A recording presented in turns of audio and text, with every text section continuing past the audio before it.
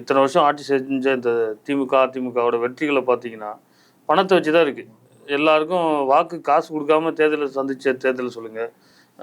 கூட்டணி வச்சு ஜாதி, மதம், சாராயம் இதெல்லாம் இல்லாம மக்கள் நலனுக்கான தேர்தல் அப்படின்னு ஒண்ணும் இந்த இந்த ஆட்சியாளர்கள், இப்போ ஆட்சி செய்றவங்களும் சரி, இதுக்கு முன்னாடி ஆட்சி செஞ்சவங்களும் சரி, திராவிட கட்சிகள் பொதுவா, அந்த அந்த கோட்பாடுக்குள்ளேயே வரல. நாம தான் அந்த கோட்பாட புதுசா எடுத்து வைக்கிறோம்.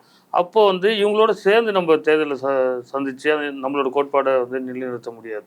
அப்போ நம்மளோட கொள்கை வேற, கோட்பாடுகள் வேற, நம்ம செய்யணும்னு நினைக்கிறது வேற. அப்போ தனித்து நின்று ஒரு அதிகாரத்த பெறும்போது தான் நமக்கான நம்ம நம்ம எதெல்லாம் வந்து நம்ம கொள்கையில வச்சிருக்கோமோ, அதெல்லாம் செய்ய முடியும்.